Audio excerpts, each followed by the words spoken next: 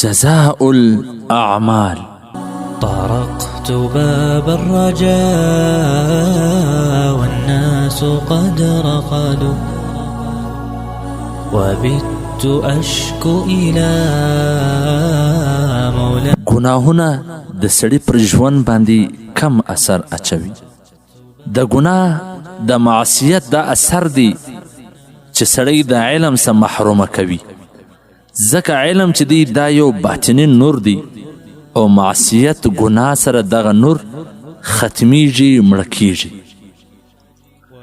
امام مالک رحمه الله امام شافعی رحمه الله ته وفرمایله: ان الله تعالى قد القى على قلبك نورا فلا تطفئه بظلمة المعصیه. چې زه ګورم چې الله جل جلاله ستا په زړه کې یو نور اچولی دی، نو دغه نور د ګناه په تاریکي سره مه مړه کوه. مني على حملها صبر ولا جلد أشكو إليك أمورا. د ګناه یو اثر دا دی چې د سړي رزق بې برکته کی، ستړی به وي، پیسې به لري خو په ښه به نه راځي. د هغه رزق څخه به دی سکون نسي حاصلولی. ډېر به وي لیکن خوشحاله به نه وي. د نبي کریم صلی الله علیه وسلم ارشاد: ان الرجل لیحرم الرزق بالذنب یصیبه. چې سړی بېشکه د رزق څخه محرومه کیږي د ده د ګناه په سبب چې دی اختیار کړی وي. أروي كل من يرد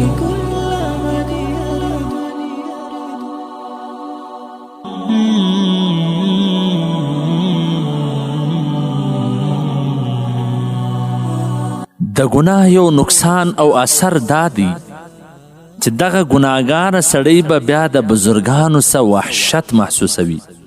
د نیکانو خلکو سره به ناسته خوند نه ورکوي، د هغو د برکته څخه به محرومه وي.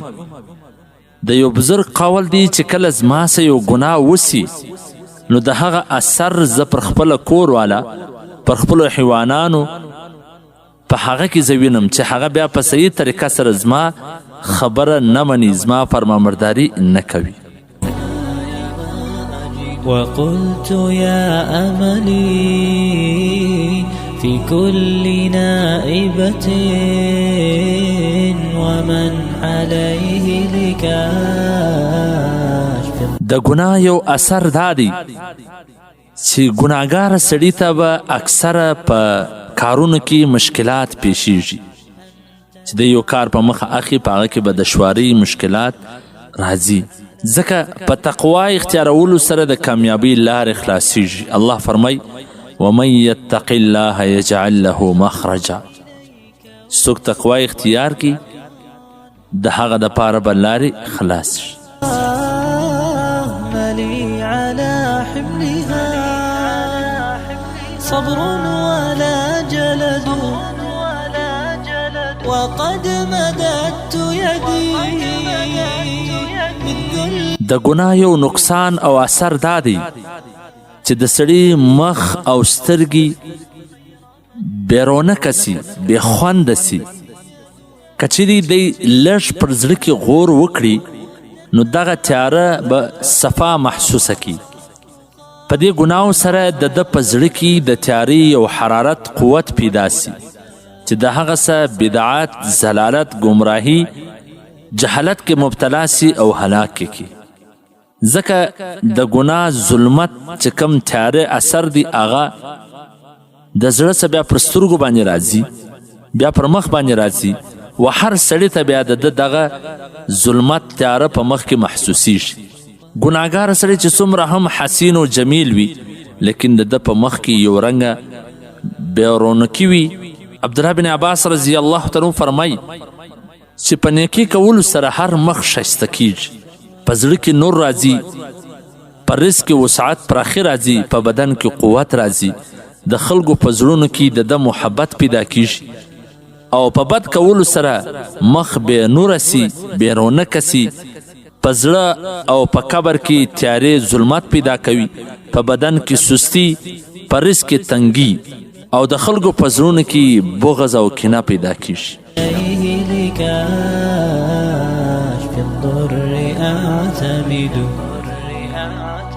أشكو إليك أمورا أنت تعرفها.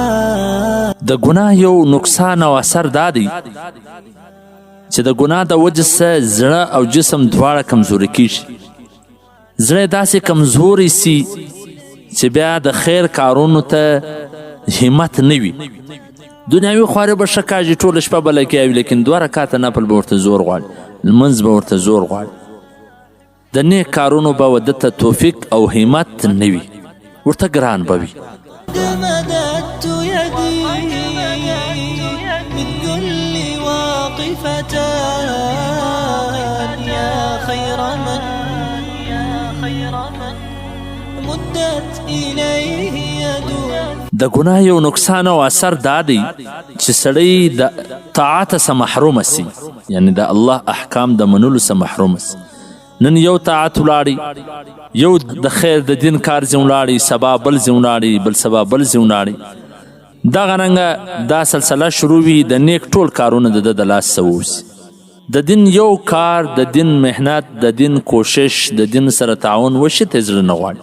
د ګناه یو لذیذه ګوله د وخوړله، داسې مرض کې پیدا سو چې د ډېرو ښایسته خوړلو څخه دی محروم سي. نو پکار دا ده د لږ خوند دپاره همیشه زلالت د ځان په برخه نه کړې.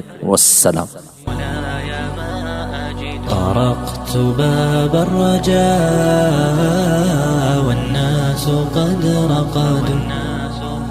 د مولوي عبدالرحمن صمیم صاحب د نشراتو څخه منتخبي ویناوي. د نورو دا قسمه معلوماتي ویډیوګانو دپاره زموږ چینل سبسکرایب کړئ او د ګنټې نشان کلیک کړئ. زموږ نوې ویډیوګانې تاسو ته په وخت در ورسیږي. عليه لكاشف